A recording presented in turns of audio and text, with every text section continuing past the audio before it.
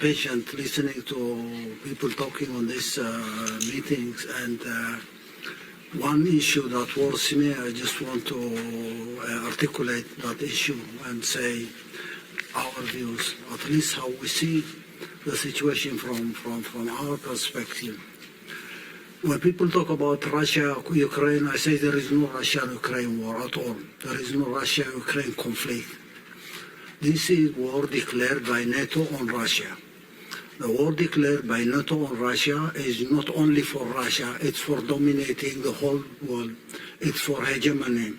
This is an agenda developed after the end of the Cold War. They came up with this fantasy about containing Russia, containing any power, small, big, that challenge them technologically, economically, socially, culturally. They have to contain everybody. This defunct ideology is a defunct ideology. I say Russia did not do its preparation to face this declared war. Even though Russia was aware about the dynamics of what was going on. NATO is defunct. NATO does not exist. NATO is under intensive care. EU does not exist. EU is under intensive care. Now, 30 years ago, when they decided to contain Russia, they felt that was the major threat for them. China was not considered a threat at that time. Now they know. They missed the point. They couldn't contain Russia. They will never contain Russia. Ukraine is a sacrifice. Ukraine is a price they have to pay. They will not pay it on their own. They will provide billions and billions, even trillions, to continue this war. And now we need to have the narrative straight. This is not war between Russia and Ukraine. This is declared war against Russia because Russia was the major threat at the time. Now they can't dominate the whole world. They have to defeat Russia so that they hegemonize everything. No one should be their equal technologically, militarily they have to be superior, economically they have to control everything, grab every resource here and there, technology under their control. That dream is no more. Now the fighting going in Ukraine, it's their battleground. That battleground is a sacrifice for them. And we need to put this straight on the record. When a big meeting like this, Russia, Africa is held, people will have to come to a consensus. This is not war between Russia and Ukraine, to me.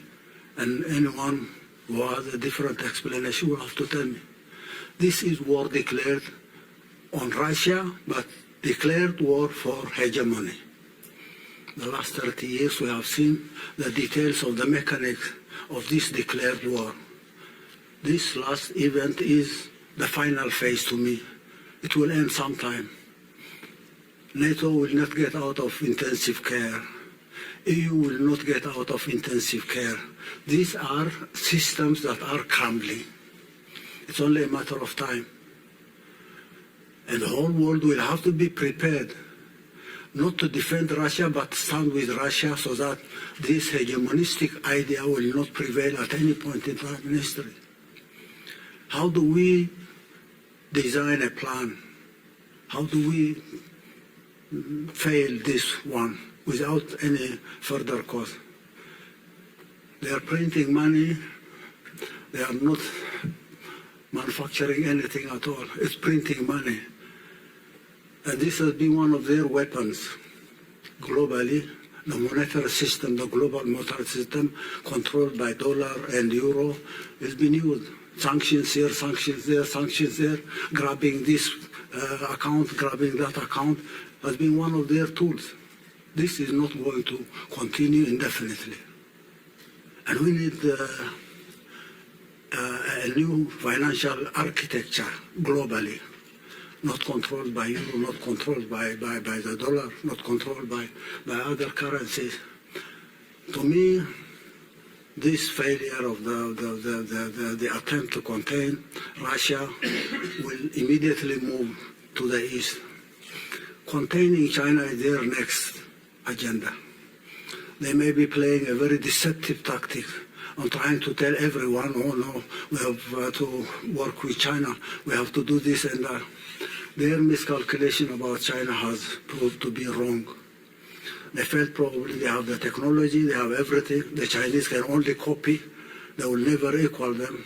So they will contain Russia but make friendship with China and continue taking advantage of that so that containing Russia will be easier for them to do. Now China is out of control. Containing China from Taiwan, from India, from Japan, from South Korea, from Australia. How do they do it? How will they do it? That challenge is coming next. But first they need to deal with Russia. How are they going to deal with Russia and then next move to China? How can they deal with everybody? How do they contain us? Imagine this tiny Eritrea is being contained by them. We're being punished with their sanctions every time. We have to be punished because we're not bowing. We are not bowing to their conditionalities. We are a very small threat. We are not even a threat to them. But they have to contain us. Sanctions, sanctions, sanctions, sanctions, conflict here, conflict there. Now, I think we need to strategize. And I say Russia will have to lead this strategy. Russia will have to design a plan on facing this declared war. Not only on Russia, but it's a global war. And everybody should come and join Russia on this strategy. The sooner the better. The easier way we can control this hegemonistic strategy and frustrate that strategy, we give peace. Development will come. Nobody is going to bother us. Nobody is going to bully everybody. Sanction, sanction, bully, defamation, demonize, psychological warfare, sanctions. We need a strategy, an alternative strategy for this hegemonistic declaration of war. And every event, bilateral, multilateral, will have to adopt this strategy. And that's why I said during my intervention, Russia should design a strategy. It's not because Russia will have to do everything. We can make our contributions. It's a matter of ideas. How do we face this hegemonistic strategy so that we can implement bilateral programs, technology, industrialization, agriculture, energy, water management, services, tourism, life, at all. How do we do that? Now, and we have to take this into a historical context.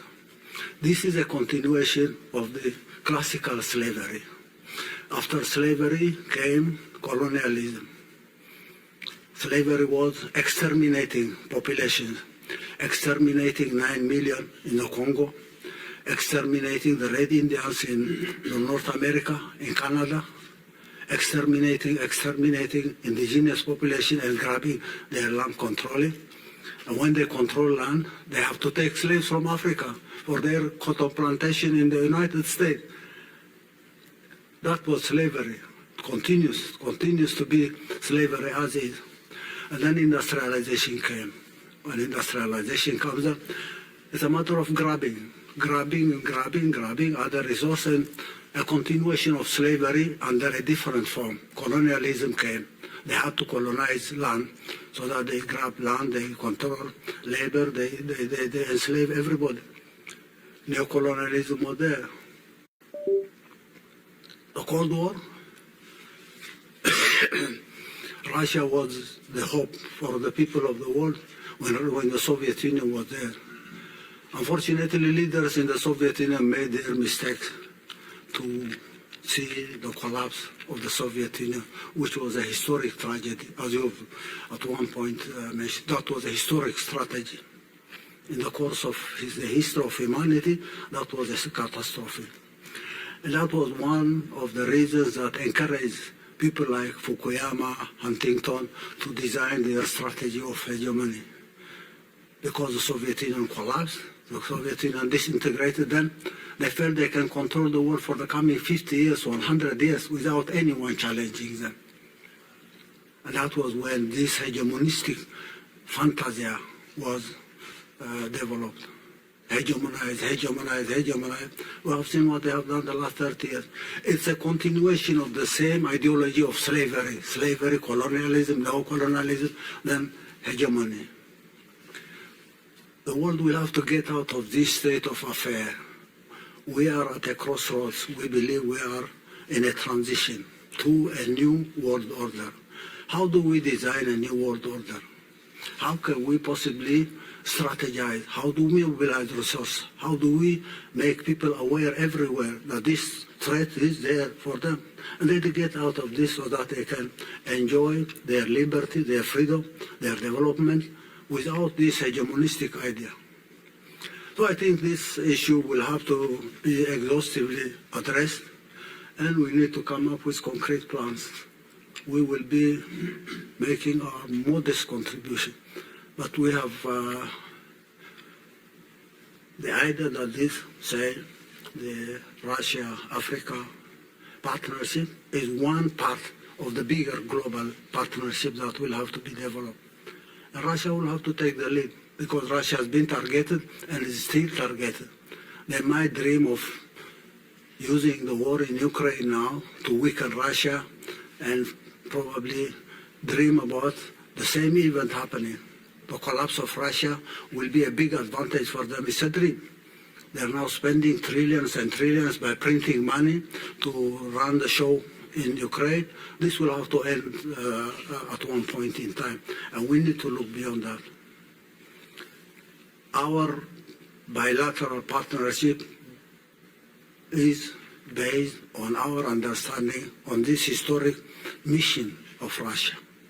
Russia has a historic mission to play on behalf of everybody in the world.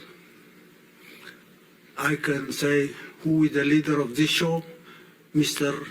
Vladimir Putin is the leader of the show because of time, because of the challenge that we have. And Russia should take the lead. I'm not flattering anyone. I'm not doing any favor to you. I say this is a global challenge, and we have to this global challenge by identifying the role of each and every one of us in the whole story. Economic programs, energy, water, infrastructure, name it. That's the easiest thing one can ever imagine. We'll have a strategy, we'll define the goals and objectives. Once we have a strategy put in place, we'll have detailed plans on each and every sector, each and every industry. We'll mobilize resources for implementing those programs, and we will see that implementing those programs will change the life of everybody in Africa, Asia, Latin America, even Europe and the United States. So our detailed plans for sectoral programs is ready. On each and every sector, we have our own strategic plans. Since 2012, we have designed details of each and every infrastructure program: roads, ports, airports, railway, ropeways, energy programs, water preservation and water management programs, irrigation, introducing technologies. Our human resource development strategy has been there. We discussed it yesterday with one of your ministers. We have at least agreed on the details on how we will go over this, because developing our human resource is a priority for us. There could be other resources, oil, gas, minerals, whatever. But our human resource is our human capital. We need to invest on that, and we can rely on the Russian Federation for developing our capacity to implement developmental programs by guaranteeing the qualified human resource that we need to develop. The details are there. Do we have the money? We'll try to mobilize every single penny